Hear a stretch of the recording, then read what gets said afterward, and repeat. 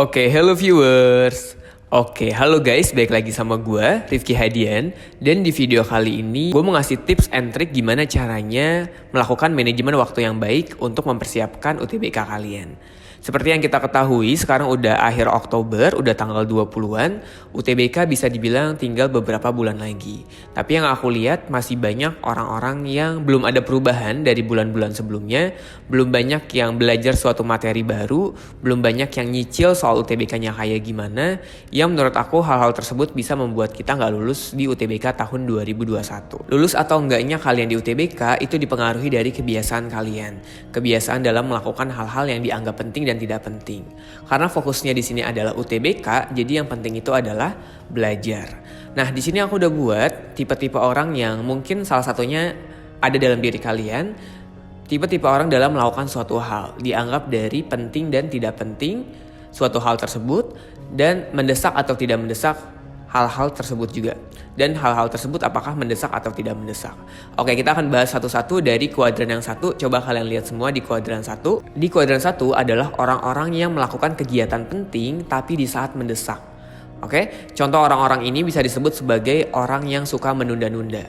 Contoh kegiatannya apakah? Misalnya kalian ada PR. PR itu penting nggak? PR itu penting, tapi kalian ngelakuinnya di waktu-waktu mendesak.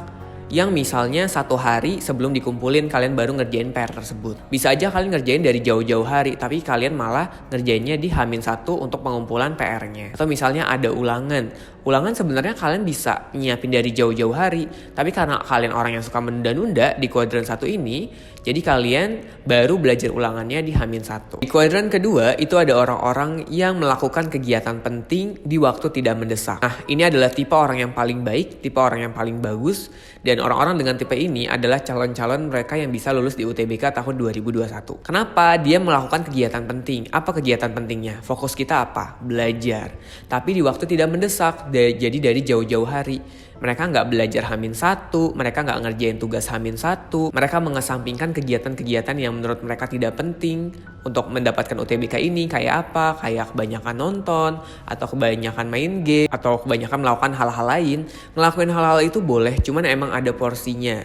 Karena kalian udah kelas 12, beban kalian udah lumayan besar, jadi kurangilah porsi tersebut. Kenapa? Karena hal-hal tersebut bisa dilakukan setelah kalian mendapatkan PTN yang kalian inginkan. Yang ketiga, ada orang-orang yang suka ngelakuin kegiatan mendesak tapi kegiatannya itu tidak penting. Contohnya apa? Contohnya misalnya lo diajak main sama temen lo. Diajak main sama temen lo, apakah itu kegiatan yang penting?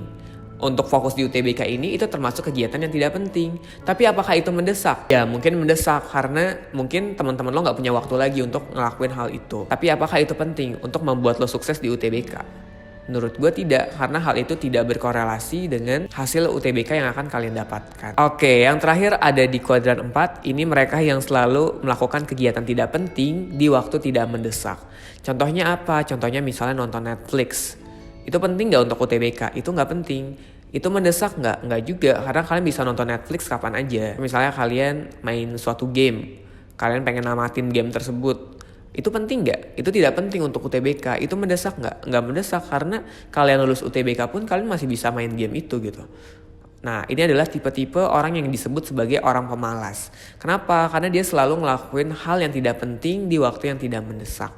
Jadi hati-hati juga dengan tipe seperti ini, karena tipe inilah yang paling memungkinkan untuk tidak lulus di UTBK tahun 2021. Kalian harus ngebuat diri kalian itu ada di kuadran kedua. Orang-orang yang bisa menentukan prioritas. Di mana kalian tahu penting UTBK apa, yaitu belajar. Dan kalian melakukan hal itu di waktu yang tidak mendesak, jadi dari jauh-jauh hari. Oke, kalau kalian udah tahu kalian tipe orang seperti itu, dan kalian sudah bergerak ke arah sana, kalian bisa ngelakuin 6 tips ini untuk membuat peluang kalian di UTBK semakin lebih besar. Yang pertama, kalian harus kerjain soal UTBK dari tahun-tahun sebelumnya. Kerjain aja dulu. Kalau kalian gak tahu, ya coba kerjain aja. Banyakin variasi soalnya, jangan cuma satu paket aja, karena biasanya soal UTBK itu bisa berulang. Dari 3 tahun belakangan, 4 tahun belakangan.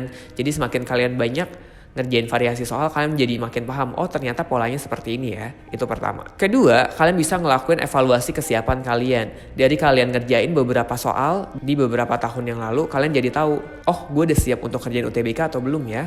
Kesiapan gue sudah seberapa besar ya. Gue udah bisa ngerjain materi ini atau belum ya. Jadi kalian bisa tahu dari hal tersebut. Yang ketiga, bedah bahan materi yang mungkin muncul. Nah kan kalian udah ngerjain nih soal UTBK dari beberapa tahun yang lalu. Kalian bisa mulai melihat, oh kira-kira materi yang muncul. Kalian udah bisa melihat kira-kira materi yang mungkin muncul apa ya. Contohnya kalau di penalaran umum, aku banyak melihat soal-soalnya itu menggunakan konsep logika. Jadi kalian harus belajar konsep logika dulu. Karena kalau kalian gak punya konsep soal logika, itu kalian nanti pas jawabnya akan salah.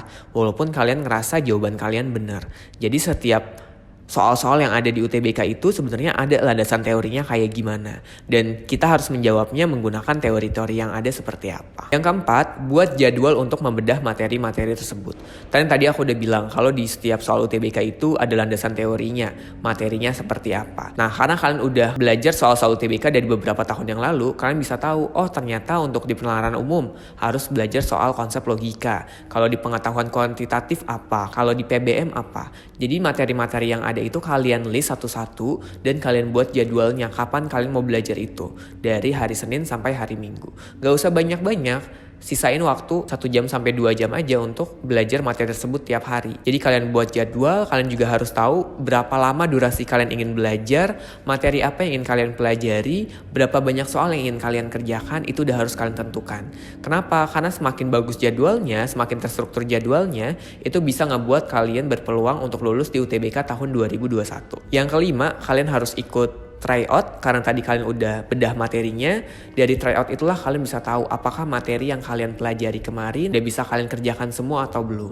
Jadi tryout ini bisa jadi bahan evaluasi kalian. Contoh misalnya di pengetahuan kuantitatif, pas tryout kalian salah di mana aja ya.